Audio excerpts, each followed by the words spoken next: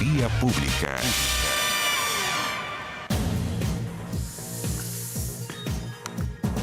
¿Cómo están ustedes? Bienvenidos a Vía Pública, una jornada histórica para el tenis chileno. Los dos representantes de nuestro país en el Master 1000 de Roma ganaron sus respectivos partidos y se instalaron ya en los cuartos de final. Muy temprano, Jarry, que es el número 24 del mundo, le ganó al tenista francés Alexandre Müller en 1 hora y 34 minutos de juego. 7-5, 6-3. Más tarde, Alejandro Tavilo, el deportista del momento en Chile, sin duda, después del triunfo a Djokovic, lo pone en ese sitial. Y ojalá le dure mucho, un chico de 26 años. Volvió a ganar en Roma. Venció por un doble 7-6 al ruso Khachanov, número 18 del mundo. Ganarle a un 18 del mundo es una proeza de aquellas. Bueno, ganarle a Djokovic es de otro planeta, pero ganar a un 18 del mundo hay que estar en un momento muy bueno.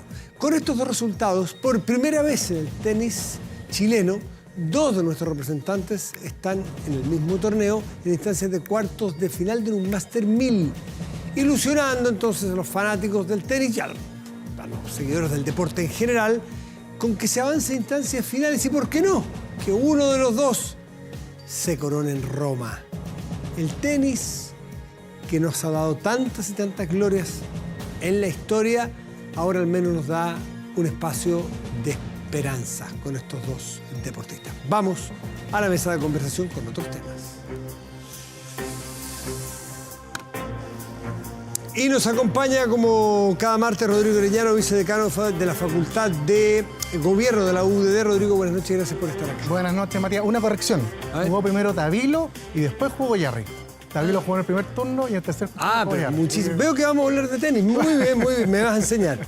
Nerea Palma, académica de la Escuela de Ciencias Políticas de la Universidad de Diego Portales, integrante de la mesa directiva de la Asociación Chilena de Ciencias Políticas. Nerea, gracias por estar aquí como siempre. ¿Qué tal? Que vaya muy bien. ¿Algún aporte tenístico? Nada que mencionar, salvo el clásico universitario. El clásico universitario. Sábado. Bueno. Veo que le está gustando el deporte. Bueno, muy bien. Ahí lo comentamos. Porque, ¿Es de la U, no? Por supuesto. Cruzado hasta la... Muy bien. Podemos después hacer una apuestita para el próximo, para el próximo martes. Por supuesto.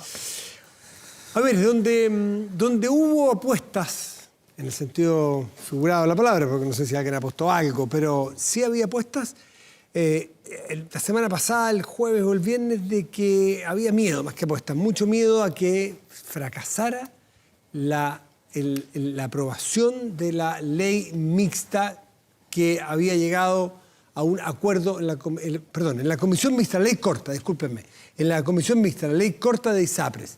Se votaba el lunes, había miedo porque algunos senadores, fundamentalmente como Juan Luis Castro, por ejemplo, estaban en reflexión. Juan Luis Castro ha liderado esta discusión hace mucho rato. Entonces empezó a entrar un poquito el pánico. ¿Y qué es lo que pasaba en el escenario de que no se aprobara esta ley corta? Eran catastróficos, dicho por todos los entendidos de todos los sectores. Era realmente una gran crisis que se podía producir. Luego se empezó a pensar hacia el fin de semana, el lunes fue la votación, de que se conseguían los votos. Pero fue por goleada y con toda holgura y tranquilidad el gobierno logró pasar. Una gran acción política de la ministra Aguilera y del gobierno, un éxito para el gobierno, Nerea.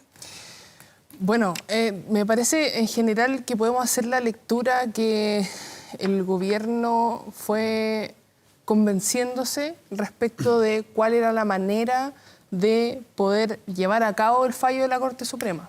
Esa en el fondo era la discusión central. El pedido que se le hacía a la ley corta era para que se diera cumplimiento a un fallo de la Corte. Exacto, porque recordemos que llegamos a esta instancia porque la Corte Suprema falló para que se reembolsara a los afiliados lo que se les había cobrado, digamos, adicional y que no correspondía, ¿cierto? Eso como primer elemento. Entonces, la ley corta lo que hace es intentar operacionalizar el fallo y fue necesaria una comisión mixta porque había bastante disidencia respecto de eso mismo. Ahora, me parece a mí que hay un aspecto positivo de todas maneras y es que se evita en general el colapso actual, ahora en este momento del sistema, sobre todo pensando en el sistema de salud pública, uno podría decir que tiene que ver el sistema de salud pública, bueno, porque sabemos que muchas personas de FONASA se atienden hoy día en el sistema privado y que si es que el sistema privado colapsa, eso hace que inevitablemente colapse el sistema público.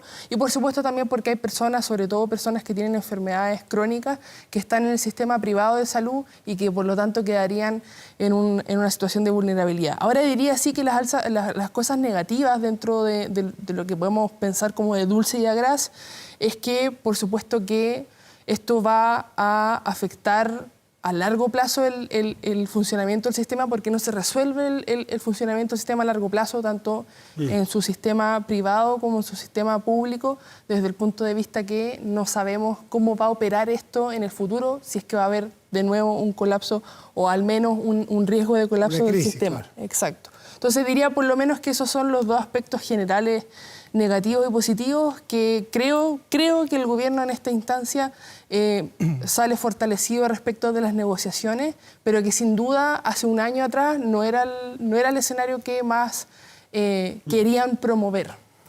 Rodrigo, tú desde el punto de vista de la acción política del gobierno, ¿cómo lo evalúas? Yo creo que hay que hacer dos miradas. Si uno analiza el tema de fondo, yo creo que el gobierno no está conforme, porque objetivamente dentro del gobierno, en el programa del actual presidente, estaba contemplado un sistema universal de salud, que esta ley o la no aprobación podría abrir un espacio para ello. Ahora, con un colapso terrible, sabemos lo que significaba, por lo tanto, yo no sé si sacan cuentas alegres del gobierno. Ahora, yo creo que nadie saca cuenta alegre de la aprobación de la ley corta, salvo un respiro momentáneo. No lo saca la oposición, porque ellos buscaban otro mecanismo para, de alguna forma, darle viabilidad al sistema. No lo saca el gobierno propiamente tal, porque originalmente el gobierno tenía otra idea con respecto a la ley corta. No están contentas las ISAPRES, pues dicen que esto, de alguna forma, no alivia el respiro y probablemente los usuarios tampoco van a estar contentos, porque esta es una solución que también le carga al bolsillo de los usuarios cuando se ajusten los planes de salud a partir del 1 de septiembre de este año. Yo creo que esta es una solución política que da un respiro, pero que efectivamente tiene quizás esta particularidad de no dejar muy conforme a nadie, pero tranquilo sí a la gran mayoría. Yo sí creo, fíjate Matías, que aquí quería destacar en el fondo quizás quien más contento está, alguien que de alguna forma fue nombrada para esto, que es la ministra de Salud, Jimena Aguilera, que de alguna forma le tocó lidiar efectivamente con parte de su gobierno, que no estaba de acuerdo con una solución al sistema, y también le tocó lidiar con parte de la oposición que no estaba de acuerdo con este rol. Yo creo que si alguien salió fortalecido de este proyecto de ley fue la ministra de Salud. Claro, por eso me refería al acuerdo político. Ella, sin militar en ninguno de los partidos, logra poner de acuerdo. Esto es como un barco que tiene todos los que van viajando allí que piensan distintos, quieren ir a distintos lados con el mismo barco, y la ministra logra mantener el barco por la línea y a flote. Fundamentalmente, si esto se pudo haber hundido un barco, y esto es bien grave tratándose del tema de salud. Ahora, lo que viene es también... el gobierno se enfrentaba a una crisis de salud sanitaria que no sé cuántos gobiernos resisten una crisis de salud generalizada, como muchos. El propio superintendente el domingo decía, si se rechaza puede haber una crisis sistémica. No sé qué gobierno democrático resiste una crisis de esa envergadura, de ese estilo y en esa materia, ¿no? Tan sensible. Y yo creo, perdón que te interrumpa, Nerea, pero sí, yo creo que ahí el presidente se fue convenciendo a golpe de realidad de la necesidad de dar una especie de respiro, viabilidad. No es la palabra salvataje, porque yo sé que no le gusta al gobierno utilizar ese subjetivo a lo que sucedió finalmente. Pero lo dijo bien clara la ministra, que el presidente Boric no estaba dispuesto en su gobierno a dejar caer el sistema de ISAPRES, porque efectivamente es muy poco probable que un gobierno pueda resistir la crisis de magnitudes que se habían de alguna forma predecido frente al rechazo eventual de esta ley corta. ¿Tiene espacio este gobierno para plantear, porque se compromete, que en octubre, o a fines de octubre, o a principios de octubre, se presenta un proyecto de ley de reforma general de la salud?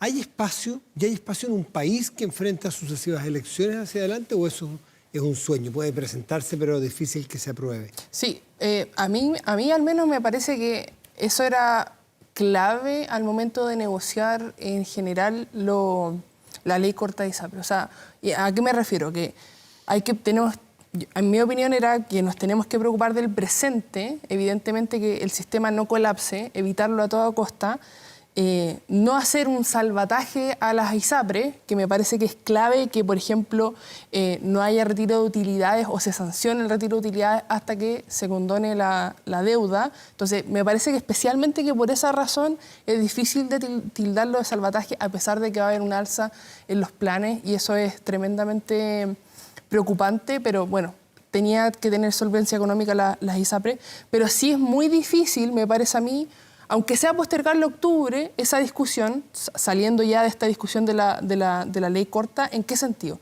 En el sentido en que en octubre vamos a estar en plena discusión y en pleno proceso eleccionario de tanto gobernaciones, de tanto alcaldías, y bueno, en general esas son las dos que siempre nombro porque son las que en general causan mayor revuelo, pero también concejales, etc.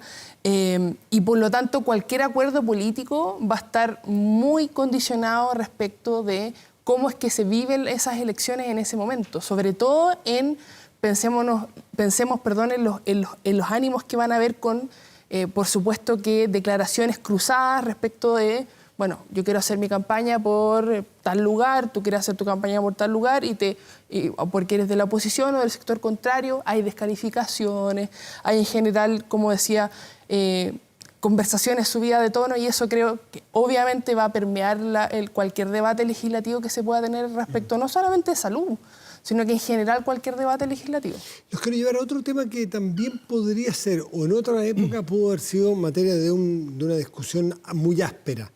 Porque, y me refiero al caso de lo de Putre, la marcha de Putre, que resultaba, sabemos, cobrando la vida al conscripto Franco Vargas, también una mano que hubo que imputarle a otro conscripto. Esto en una acción aparentemente, con los datos que hay hasta ahora, imprudentes al menos de quienes dirigían esa tropa. De hecho, fueron dados de baja un grupo importante de oficiales, incluso un general de la zona, un general muy, muy relevante. Esto en otro contexto pudo haber sido una crisis enorme que le pudo haber costado el cargo al comandante en jefe, que en este caso el presidente lo apañó, lo reafirmó. En muy poco tiempo el presidente le ha tocado enfrentar complicaciones con al menos 3 de las 4 ramas de las Fuerzas Armadas. Bueno, Carabineros no es rama de las Fuerzas Armadas, pero uniformados. Y ha tenido que prestarle ropa específicamente al director general de Carabineros y ahora específicamente al comandante en jefe del Ejército. Época de crisis en las instituciones armadas o en las instituciones uniformadas, Rodrigo. Y la política tiene que enfrentarlas con la crisis de seguridad. Es que eso te iba a decir, tú bien, quizás me anticipaste la respuesta, pero efectivamente el contexto del país de hoy, inmerso en una crisis profunda de seguridad, en que la ciudadanía, gran parte además de la clase política, de alguna otra forma ha tratado de respaldar la gestión de Carabineros, ha tratado de fortalecer el rol de la Fuerza Armada. En los distintos ámbitos se ha entendido que el camino de debilitar quizás estas instituciones no conlleva la solución de problemas, por duros que sean, pero coyunturales, y que no son responsabilidad directa del que ejerce el mando de la institución. En el fondo, ya sabemos el juicio que está involucrado el general Yáñez, que son por omisiones en el acto de mando, y hay una disputa ahí judicial que habrá que determinarla cuando le toque el periodo de formalización. En este caso, no correspondía al general estar, quizás cometió el error en demorarse en tomar decisiones, en involucrarse rápidamente en la gravedad del tema, pero claramente la coyuntura del país en los temas de seguridad y la necesidad de tener respaldo a estas instituciones, yo creo que ha de alguna otra forma determinado al presidente Boric para que tome las decisiones de justamente respaldar, cuando probablemente en otra época quizás hubiese sido él mismo el que hubiese llamado a remover a estas personas en sus cargos si es que hubiesen sucedido hechos como los que estamos comentando. ¿Cómo lo ves tú, Nerea? Sí, bueno, en general diría yo que es un momento bastante crítico, no sé si necesariamente de crisis, pero bastante crítico, por lo menos en las Fuerzas Armadas.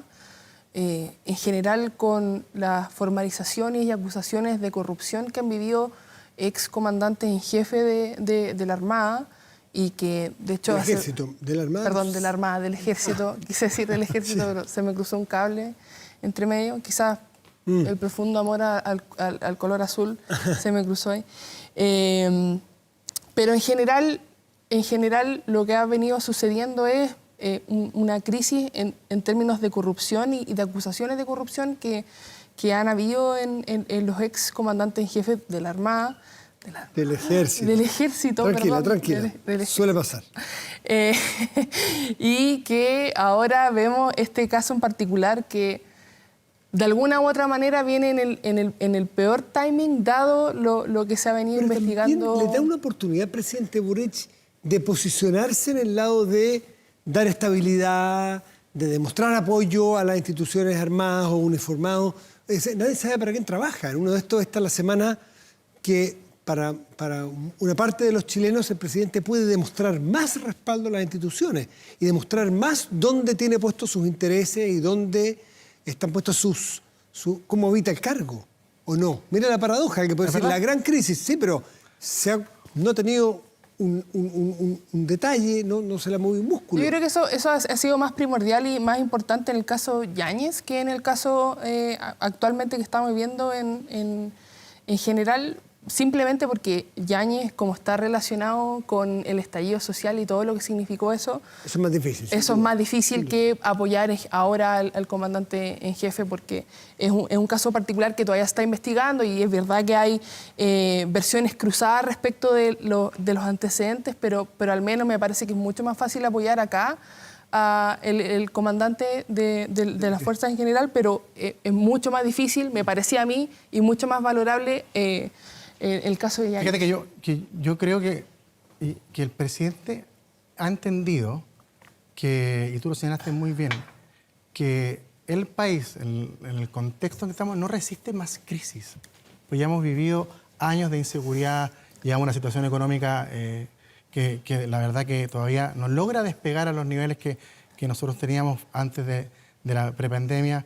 Seguimos con un problema en la frontera. O sea, hay demasiados incendios, crisis que ha vivido este gobierno como para ir sumando problemas a la agenda del presidente. Y en esa lógica, la ley corta fue un respiro. Yo creo que, en el fondo, el espaldarazo al general Yáñez, otro. El espaldarazo al comandante en jefe del ejército, otro. Yo creo que el presidente ha logrado entender esa lógica de que este gobierno no resiste más crisis de carácter institucional y pese a que quizás a su sector le incomoda, él ha seguido con la persistencia de avanzar en eso. ¿Sabes? La declaración de la semana pasada o hace 2 semanas cuando de alguna forma reniega de la figura del perro matapaco frente a la entrevista del Día de la Prensa, que le costó de alguna otra forma un cierto desprecio de su propio sector, porque decían que estaba renegando. Pero termina ordenándolo, ¿o no? Termina el presidente pudiendo ordenar a sus huestes en dos procesos o en 2 instancias bien clave. Una, todo lo que tenga que ver con respaldo a uniformados, lo que acabamos de hablar. Y otro, lo que acabamos de hablar con más profundidad anterior, en el tema ISAPRES. Escuchamos a Diego Ibáñez, presidente de Convergencia Social, que es parte del Frente Amplio ya que está unido, decir ayer, votar en contra de la ley corta y ser parte del gobierno son incompatibles. ¿Cuánto hace un año? ¿Cuántos parlamentarios del Frente Amplio podrían estar alegando por respaldar al comandante jefe del ejército? Alegando porque el gobierno respaldaba al director general de Carabineros, alegando porque este era un espaldarazo o un salvataje a las ISAPRES. Y aquí se ha demostrado en estos 2 hechos o 3 hechos en que el presidente manda y el resto escucha. O sea, ha ordenado más de lo que hubiéramos pensado. Y un tercer elemento que le agrega de alguna otra forma también un poco de esta necesidad de estabilidad es que estamos a puertas de una elección que es bien relevante, que es una elección municipal en que está en juego probablemente una elección parlamentaria y presidencial. Entonces, el gobierno sabe que de alguna otra forma... Se juega mucho. Se juega mucho, la encuesta o la percepción no la anticipa en un buen resultado y sabe que una crisis puede incluso complicar más las opciones. Por lo tanto, yo creo que también va en esa lógica agregar ese elemento coyuntural de que estamos en un periodo preelectoral que también para un gobierno es muy relevante. Sin duda, sin duda. Bueno, y Y la institución misma, porque hablar de la presidencia que es una institución en sí misma, pero del ejército. Desde el regreso a la democracia, crecientes espacios de confianza entre la población y el ejército. Han pasado ya los suficientes años y parecía esto, o parece esto ya una tarea cumplida, ¿no es cierto? Una reconciliación entre la institución y la ciudadanía. Aquí hay... ¿Cómo han visto ustedes que ha sido la reacción de la ciudadanía y la gente frente a un hecho bien crítico del ejército? O sea, hay opacidad, no hubo aparentemente, vamos a ser suaves, pero no hubo entrega de información verídica desde el principio, con lo que ocurrió con un hombre que estaba haciendo la conscripción militar. Es decir, bastantes fantasmas del pasado, fantasmas menores, pero fantasmas que son opacidad, responderle a la familia, lentitud, también formas de trato que uno supone están superadas en un ejército moderno. ¿Cómo reaccionó, siente usted, la gente frente a esto que vimos con el caso de Franco Vargas? Bueno, me parece que hay un símil entre lo que sucedió con respecto a cómo reaccionó la opinión pública con respecto a este caso y cómo también reaccionó la opinión pública con respecto a cuando asesinaron a carabineros que de hecho comentamos también en este mismo programa, que recientemente sucedió, ¿cierto?, en la macrozona sur. En Cañete, claro. En Cañete. Evidentemente que me parece que hubo una reacción mucho más potente en el caso del asesinato a carabineros, porque obviamente la magnitud del hecho de ser asesinado y luego quemar la camioneta, etcétera, y fue obviamente más visto en general, tanto en redes sociales como en otro en canales de contexto, televisión. este caso de Franco Vargas, imagínense ustedes el contexto del 18 de octubre, ¿qué hubiese pasado? Sí, es una interesante pregunta, de hecho, porque creo que lo que ha terminado pasando es que post pandemia y en esta crisis de seguridad hay una reversa de fortuna en el caso de lo que dice la opinión pública o cómo la opinión pública percibe tanto en general el ejército, puntualmente las Fuerzas Armadas en general, si le queremos llamar, y las fuerzas de orden, en este caso carabineros, que están muy mal evaluados o muy mal aspectados en términos de percepción de la opinión pública para el estallido social y que ahora, sobre todo con la crisis de seguridad y en general, hay una valoración más positiva respecto de estas instituciones, que vamos a ver si se mantiene. Me parece que mientras siga la crisis de seguridad, eso va a ser así. Yo creo que la lentitud, y es importante. La lentitud inicial que tuvo el comandante en jefe en tomar carta en el asunto fue de alguna otra forma saldado por dos elementos. Uno, por el fondo, el apoyo explícito del presidente de la República. Eso que fue un hecho muy relevante. Y lo segundo, las medidas al final del día de baja de varios de los involucrados y de los generales incluso responsables, que eso probablemente en otra coyuntura no hubiese pasado. Creo que, pese a la lentitud, tomó rápidamente carta en el asunto y ahora lo importante es que la justicia haga rápida la pega. Yo creo que esta cuestión es relevante, la transparencia y la celeridad con que se avanza efectivamente, independiente de la justicia, si es la militar o es la civil, pero creo que aquí lo relevante es muy transparente y muy rápido para dar certeza a la ciudadanía, que yo creo que ha ido entendiendo algo, perdón Matías, que ha ido entendiendo que las instituciones no son las personas. Y eso yo creo que, sobre todo en el caso de las Fuerzas Armadas, Policía, Investigaciones, ha ido profundizándose ese sentimiento. Antes, en un tiempo pasado, un hecho puntual era atribuible a casi toda la institución. Hoy yo creo que ha logrado distinguir hechos puntuales de una institución. Rodrigo Arellano, Nerea Palma, muchísimas gracias a ambos por estar, como siempre, esta noche con nosotros. Encantado, como siempre. Gracias, buenas noches. Si no puedes tener el control total de tu empresa desde cualquier parte y en línea, Kame ERP es para ti. Facturación electrónica, integración en bancos, flujos de caja, remuneración, todo en un solo lugar y mucho más desde 12 UF al año. Toda la información en kame.cl o en comercial @kame.cl. Hacemos una pausa y volvemos. Espérenos. Aumenta la delincuencia, no grave robos, evítelos con Tepillé, la empresa líder en seguridad preventiva con monitoreo de cámaras de seguridad y audio disuasivo en tiempo real. Tepillé protege 24/7 su empresa y también su hogar. No sea usted la próxima víctima y contrátelos en tepillé.cl. El presidente Gabriel Boric se reunió en Cerro Castillo con parlamentarios de la región de Arica y Parinacota. Vamos con Catalina Balboa, que nos cuenta detalles desde el lugar. Catalina, buenas noches, adelante. Buenas noches, porque durante la jornada de este martes se realizó una nueva reunión entre el presidente Gabriel Boric y esta vez con parlamentarios de Arica y Parinacota.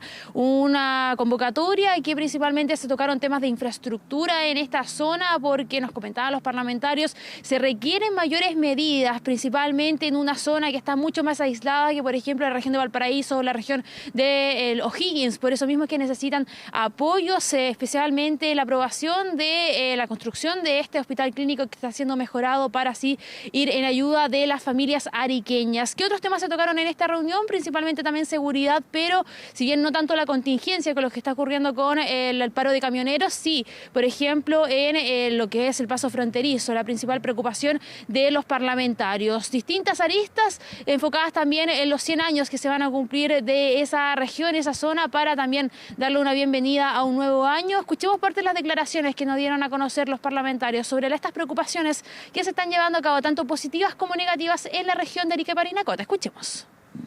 El Estado, ¿a qué se compromete con una población? A darle seguridad, no tenemos seguridad; a darle salud, no tenemos salud, y por lo tanto el anuncio que hemos escuchado de boca del presidente nos tiene contentos y muy agradecidos en lo personal porque ha mencionado y acogido nuestro proyecto de resolución de fines del año 2022. Una conversación de futuro, de proyectos para mejorar la condición de la región fronteriza de Arica y Parinacota, que, como yo siempre, no es fronteriza, es transfronteriza, está más vinculada con el exterior que con Chile, desgraciadamente.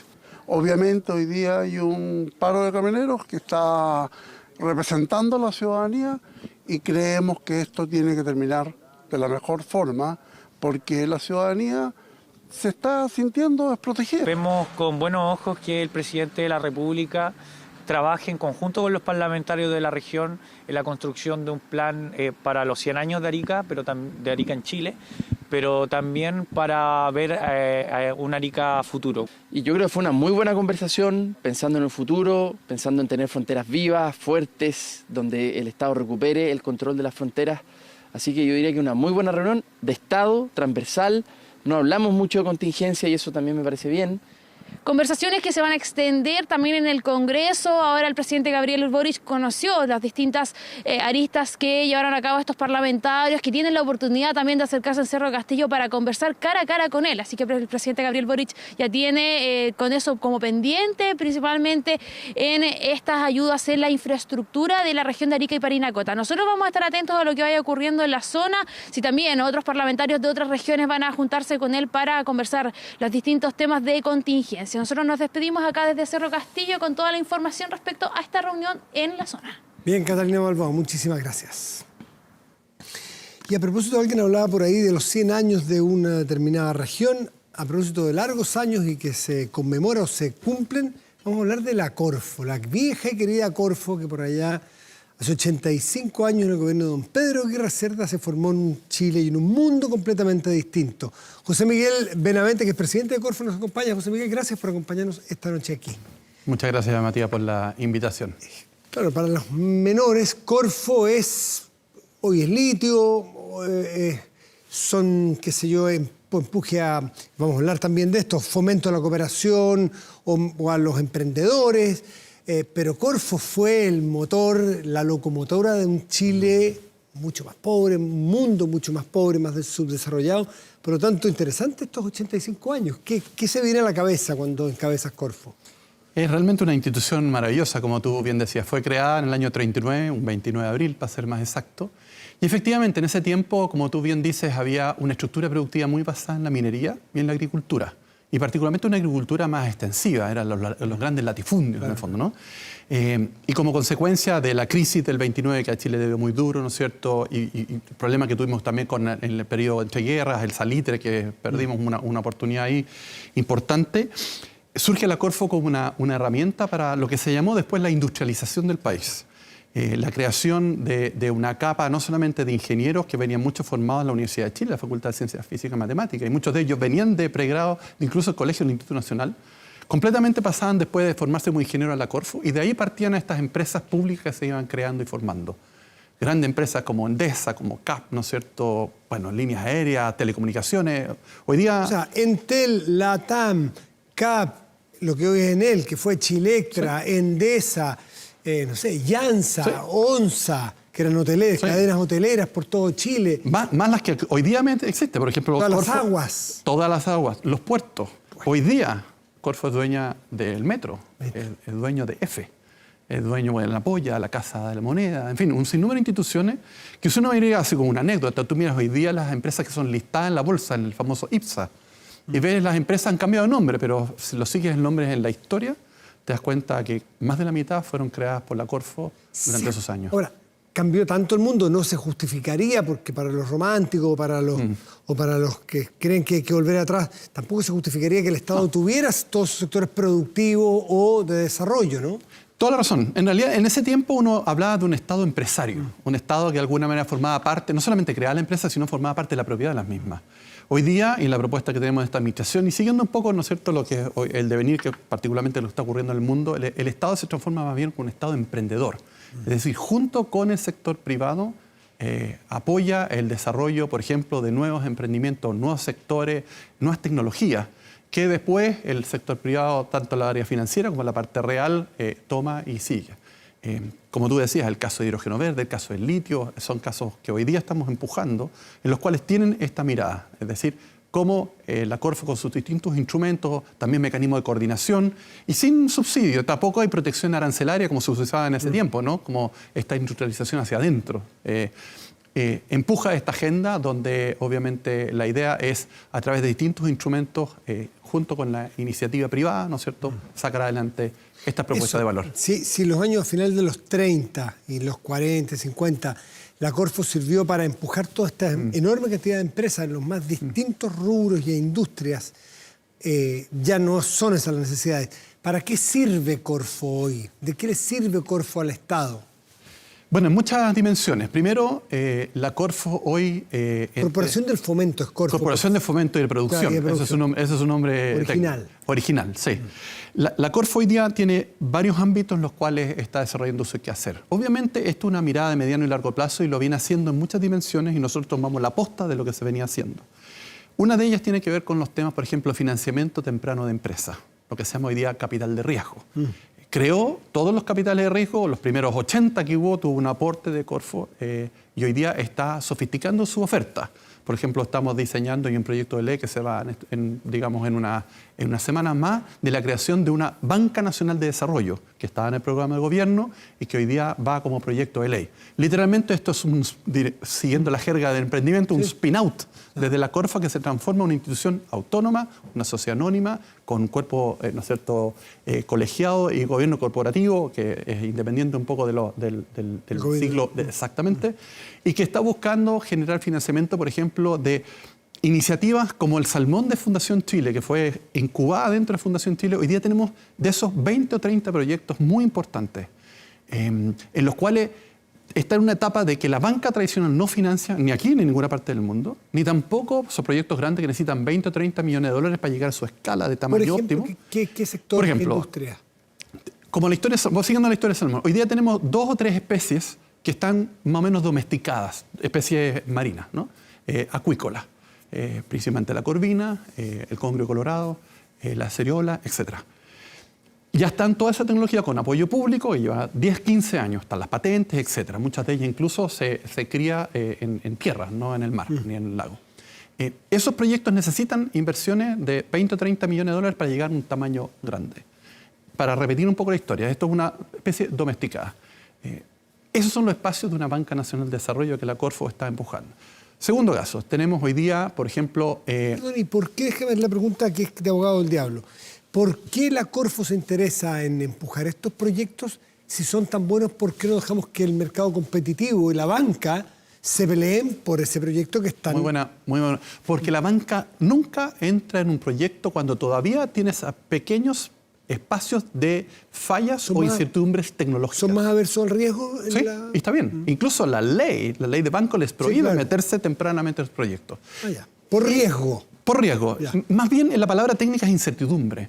Es decir, en el fondo, al llegar a esta escala un poco más alta, en el fondo de tamaño real, Todavía no estás vendiendo nada. Más bien podría hacerlo, pero a un precio que a lo mejor la industria o los proyectos nuevos no podrían pagar, porque mayor riesgo es mayor precio. Es cierto, pero de nuevo yo quisiera enfatizar, esto no es un problema de la banca en Chile. En ninguna parte del mundo la banca tradicional entra tan temprano en estos tipos de proyectos. Entonces, donde ya los subsidios públicos no se justifican, pero te falta justo este gap, en el fondo, esta brecha, en el cual las bancas de desarrollo son el espacio para cubrir.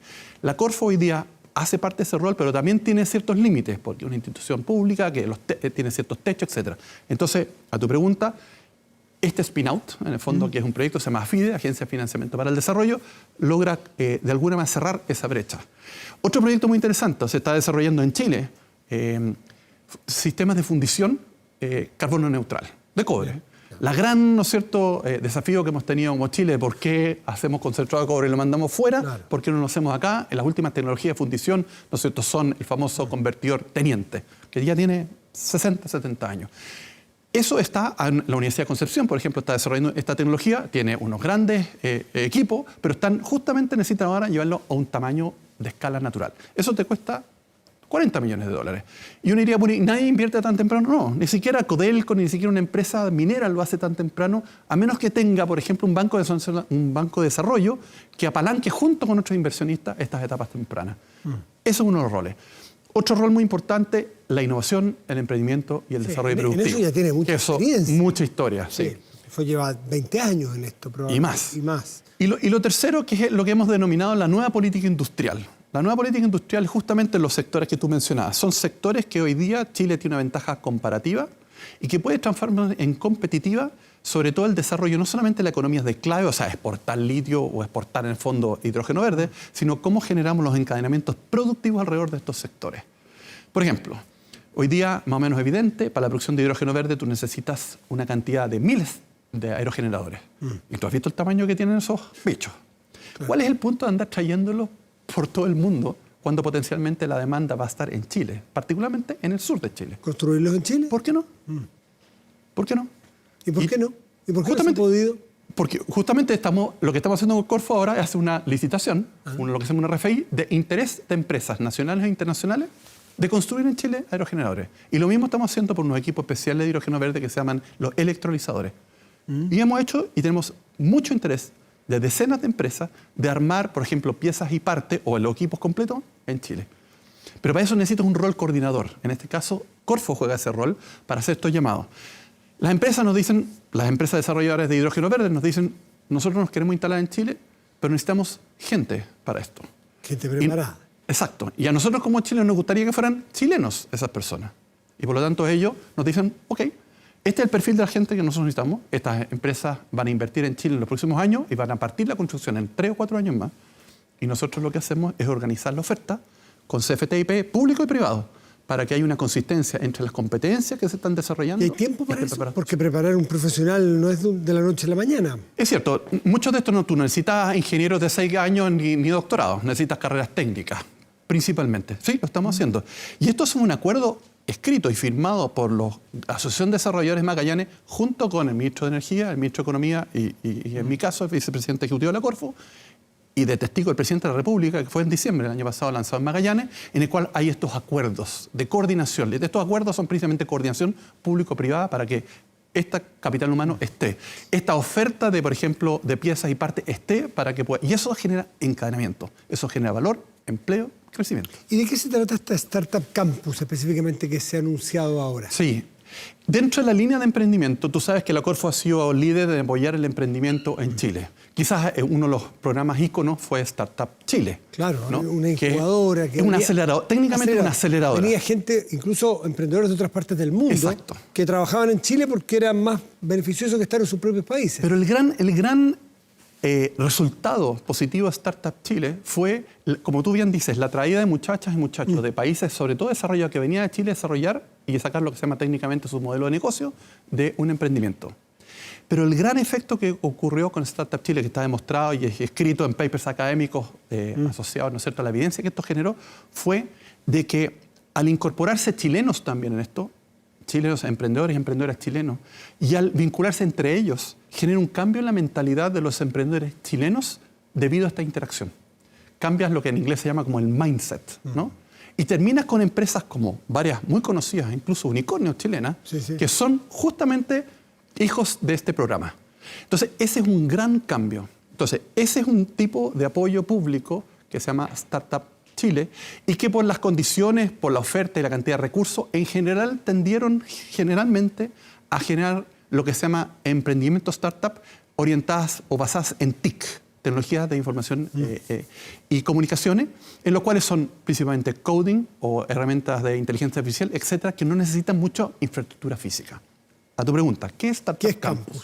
Startup Campus es la segunda gran propuesta que tenemos en temas de emprendimiento y que en este caso está orientado a un distinto tipo de empresas o emprendimientos que están alojadas físicamente en un edificio en el cual cuenta con un conjunto de infraestructuras, pero ahora son laboratorios, lo que se llama en inglés como wet labs y dry labs, en los cuales los emprendedores vienen a desarrollar otro tipo de emprendimientos que se llaman de base científica tecnológica, que son de más largo aliento, que requiere más capital físico, que requiere más conocimiento científico-tecnológico orientado a desarrollar soluciones, por ejemplo, para atender temas asociados al cambio climático. Y esta startup lo va a hacer es juntar a estas personas físicamente. Hemos visto las buenas prácticas internacionales. Por ejemplo, el físico es interesante si esto es como horizontal, o sea, 2 pisos que tienen muchos metros cuadrados, o vertical. En este caso elegimos vertical, un edificio que tiene más de 14 pisos. ¿Dónde va a estar eso? Esto va a estar y las curiosidades de la vida, en un edificio que construyó la Corfo. Lo que conocemos hoy día como Enel. En el Santa Rosa. Ahí está. Ahí va a estar. Ahí va a estar. Ahí va a estar, que es un edificio que era de eso.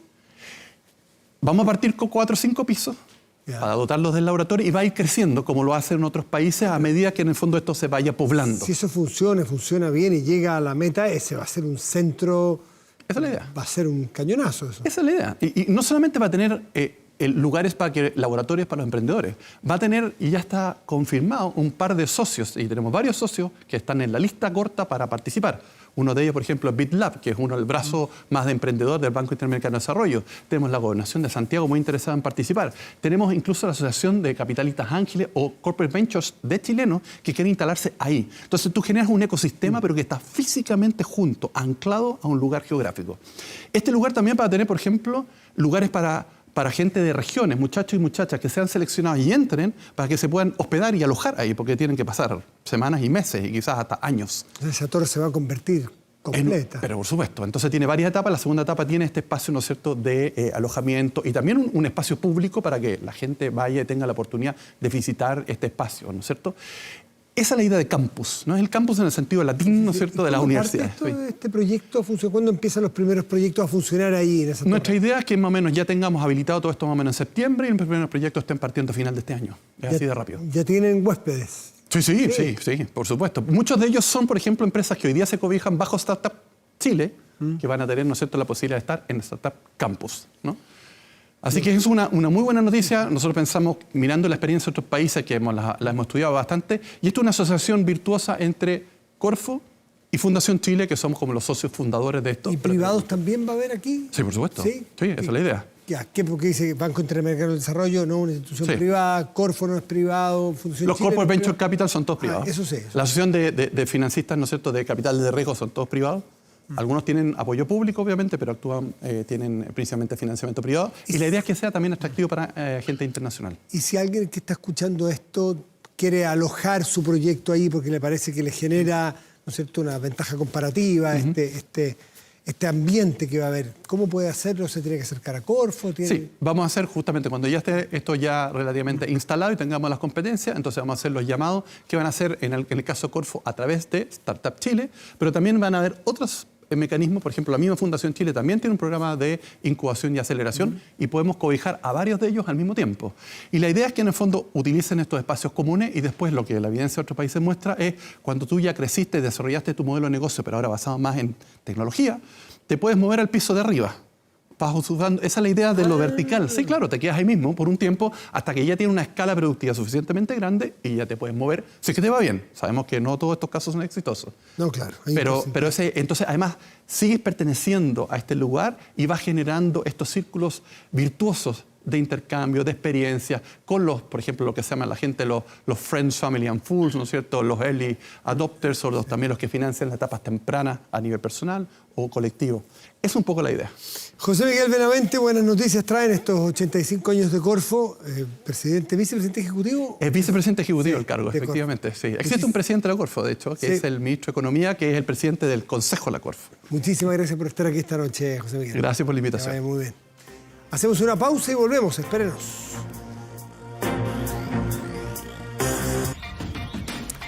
Estamos de vuelta en vía pública. Revisamos de inmediato nuestro portal de contenidos y noticias 24horas.cl, que destaca en este momento 21 bonos que puedes acceder con el registro social de hogares. Revisa cómo inscribirte, 24horas.cl. Y aquí revisamos el pronóstico del tiempo. ¿Qué nos depara para Santiago? Mañana miércoles, sol. Máxima probable 14 grados, lo mismo que el jueves. Las mínimas siguen por abajo, 1 grado y 2 grados de las mínimas probables. Cielo despejado mañana y parcial el jueves. Hacia el fin de semana, que ya dijimos bien que es semilargo, porque el lunes al martes es feriado. Algunos tomarán el lunes, podrán hacer una salida larga. El viernes en Santiago habrá sol, despejado, máxima 16, 2 de mínima, perdón, el viernes, sí. El sábado entran en unas nubes igual que el domingo, con máximas probables de 17 y 14 y mínimas de 4 y 2 grados. Está fresco en general aquí en la región metropolitana. Bien frío. Y este fin de semana, a propósito, Katy Perry logró un hito en YouTube. Su videoclip Roar se ha convertido en el primer video musical femenino en alcanzar los 4.000 millones de reproducciones en la plataforma. Algo que no gane Taylor Swift. Bueno, probablemente Taylor Swift la próxima semana hará otro récord. Bueno, pero esto es Katy Perry. Un nuevo logro que demuestra la vigencia y el impacto de esta artista a pesar del paso de los años. Roar, lanzado en 2013 como un single principal de su álbum Prism, se ha convertido en un himno de autovaloración y empoderamiento personal para millones de fans alrededor del mundo. Katy Perry ha confirmado que está preparando un nuevo tour internacional para promocionar su próximo álbum de estudio. La artista ha estado compartiendo pistas en sus redes sociales sobre el proceso de grabación, lo que genera gran expectativa entre sus seguidores. Con Katy Perry despedimos vía pública. Que tengan muy buenas noches y gracias por venir.